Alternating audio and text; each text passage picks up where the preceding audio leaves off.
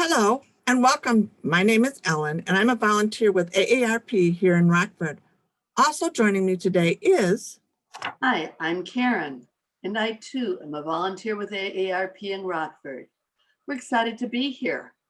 Let's get started. Next.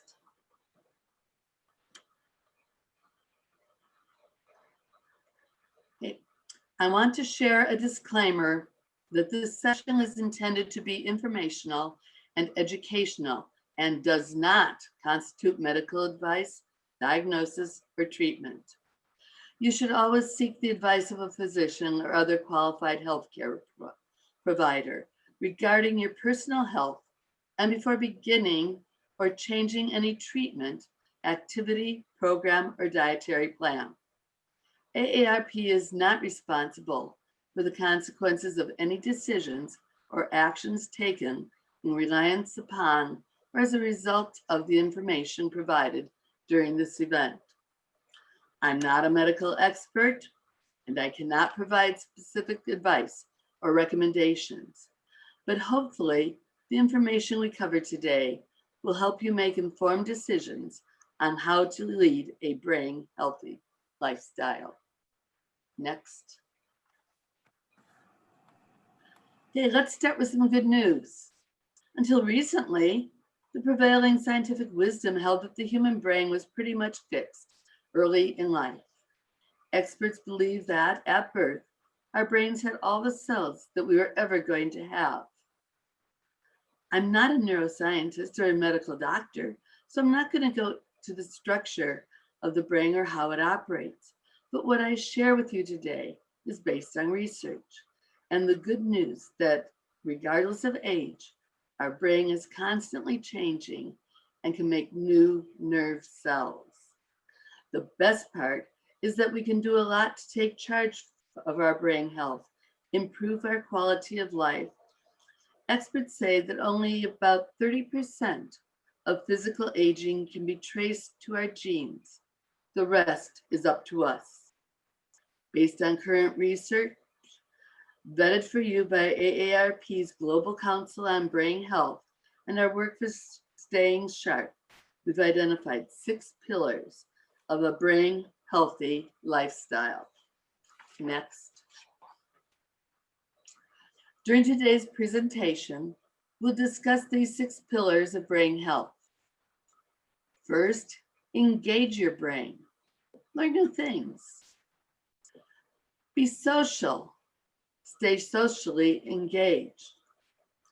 Ongoing exercise. Be active. Eat right. Eat a brain healthy diet.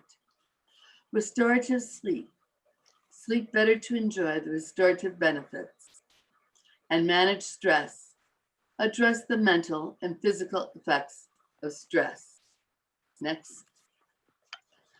There are significant trends today that make it particularly important to stay sharp and maintain memory. First, life expectancy is increasing.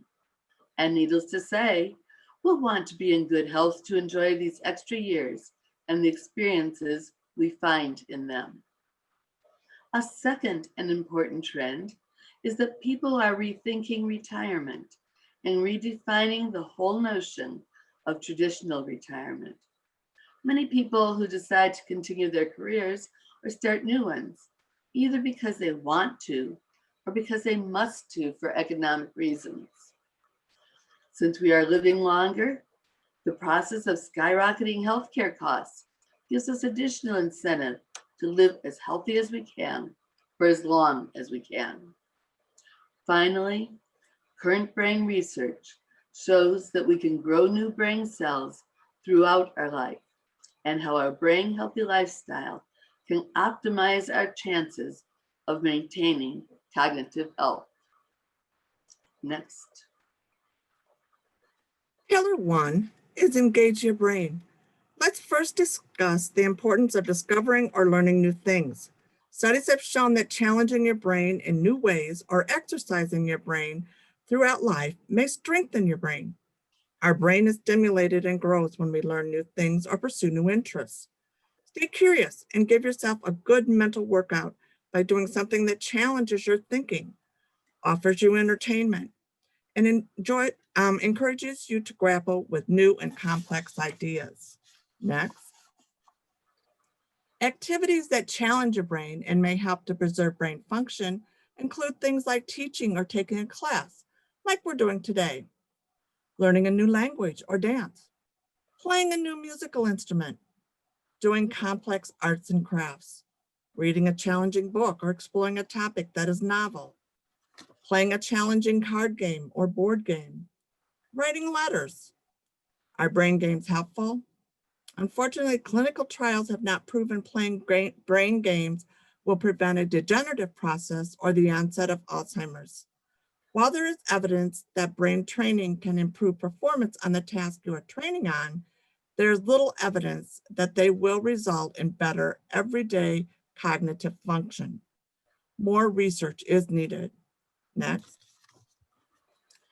The second pillar of brain health is staying socially engaged.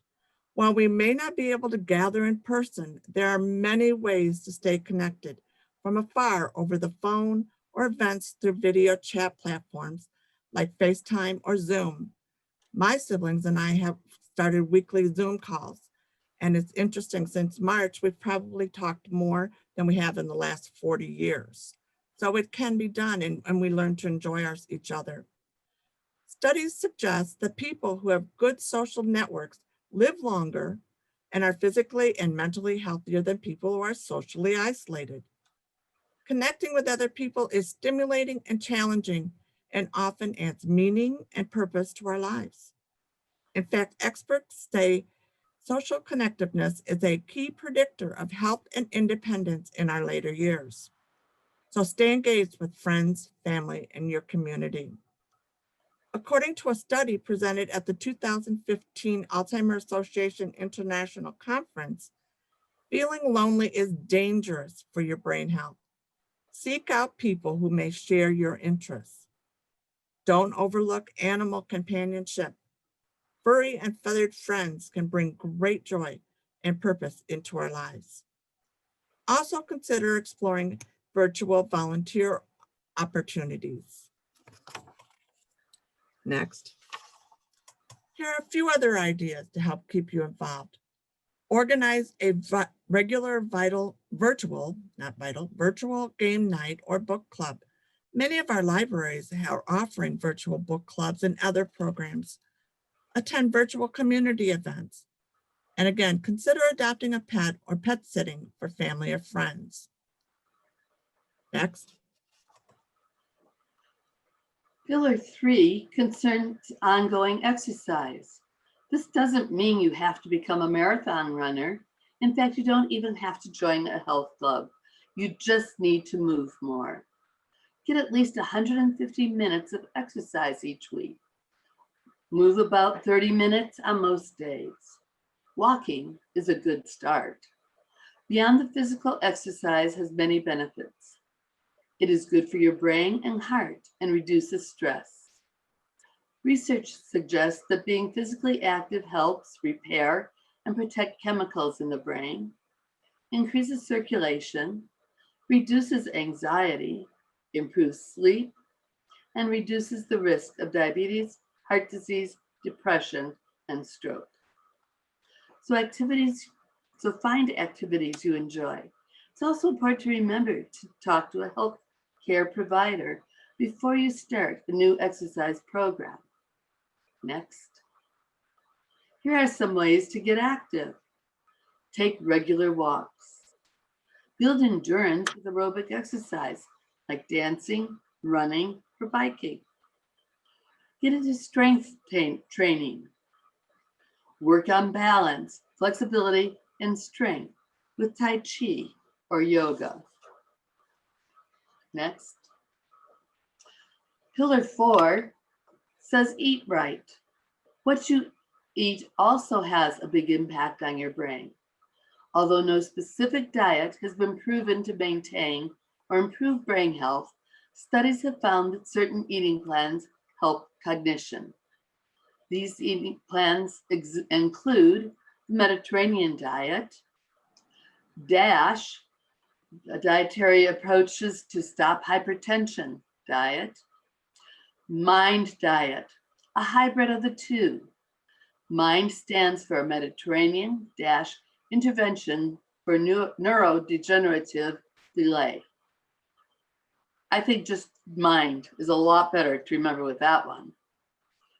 These plans justify eating less meats and sweets, consuming more fish, nuts, beans, grains, leafy green vegetables, healthy fats such as olive oil.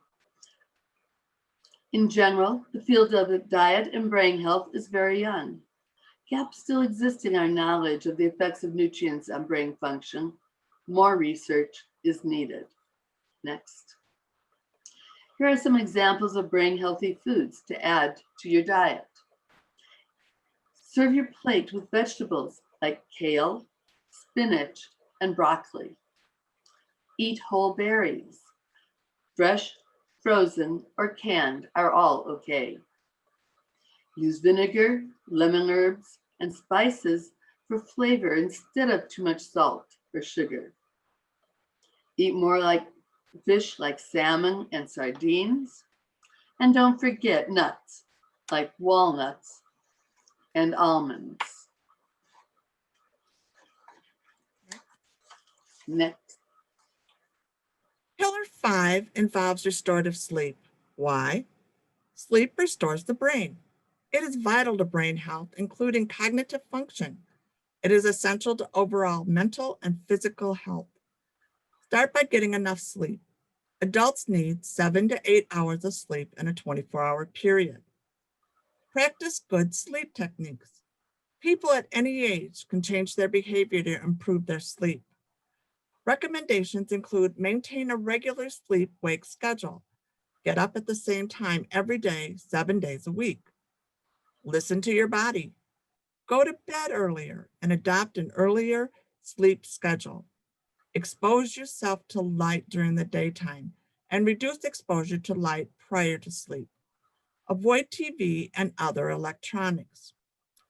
There are changes to sleep as people age. A person who is 50 should not expect to sleep like they did at age 25. You may have to put more effort to get the restorative benefits of sleep. Sleep is more easily interrupted as you age. Deep sleep decreases between the ages of 30 to 60 years.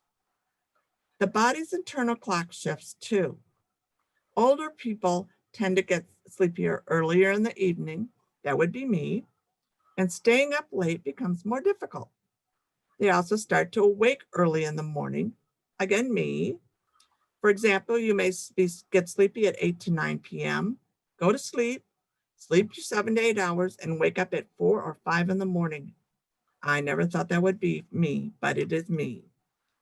These changes are a normal part of aging and don't mean that a person's sleep quality is worse or that the person necessarily has insomnia or another sleep disorder.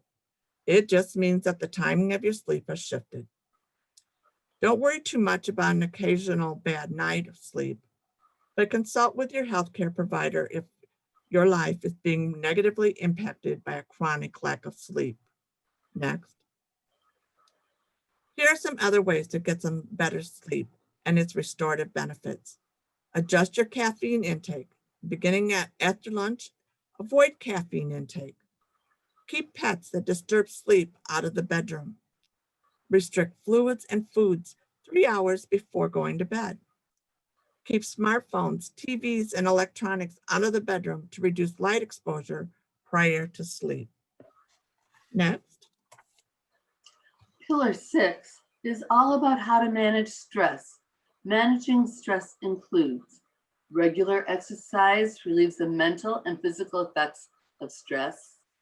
Smiling and laughing releases hormones and brain chemicals to balance the effects of stress.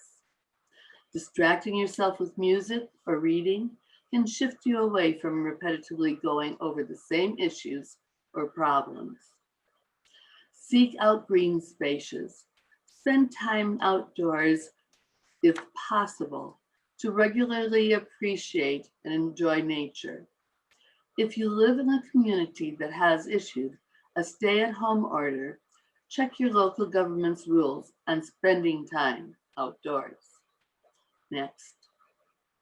Here are some other ways to reduce stress. Confide in friends. Be silent and still quiets the mind. It's a skill that can be learned through meditation, as simple as sitting quietly and counting your breaths. Tai Chi and ancient slow-moving exercise and yoga techniques. Take stretch breaks, limit screen time. Give your mind regular moments of rest. Deep breathing, when practiced regularly, can be calming, and the extra dose of oxygen is good for your brain. Next. What are you doing now? Now that we've talked about the 6 pillars of brain health, stop for a moment and think about what you are doing right now. How are you learning new things? How do you stay socially engaged? We certainly find that Zoom and Facebook has helped us over the last several months.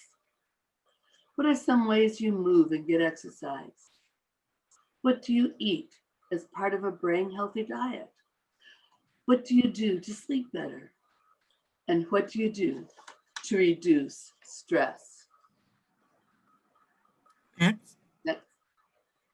In conclusion, aging studies consistently point to a few fundamental qualities of a brain healthy lifestyle. The overall message is to stay active mentally, physically, and socially, with special attention to a healthy diet, good sleep, and stress reduction. Start with small steps and try to do something every day. Pick one thing you can do that may help your brain. Think of small first steps, such as taking a 10-minute walk or doing a light stretch. Add 1 serving of vegetables and limit your screen time before bed. Write down what you will do and when. That will help with your accountability. Get support from family and friends and your community groups. Next. You have taken an important step toward improving your brain health by joining us today. I encourage you to keep this momentum at the conclusion of this video. I want to be sure to mention 2 resources. The first one is Staying Sharp. Its AARP members receive free access to tools and resources focusing on the 6 pillars of brain health. AARP Brain Health, the website is on your slide. Find the listing on enhancing brain health and get tips on memory improvement and stress management. And the second one is AARP Online Learning. And again, the website is on the slide. You can visit this site to learn about in-person events, webinars, and interactive videos, and more on important issues such as family caregiving, work and jobs, and technology literacy. And during COVID, of course, we have even things like cooking classes and also different exercise programs. So do check those out. Next. Explore the resources, information, and assessment on AARP's Staying Sharp page at www.stayingsharp.aarp.org. Next. I hope you've had a good time this today. A lot of information that we really need to stop and think about. Again, looking at what can we do each day to help us maintain brain health. In the meantime, thank you for coming and joining us today. Thank you.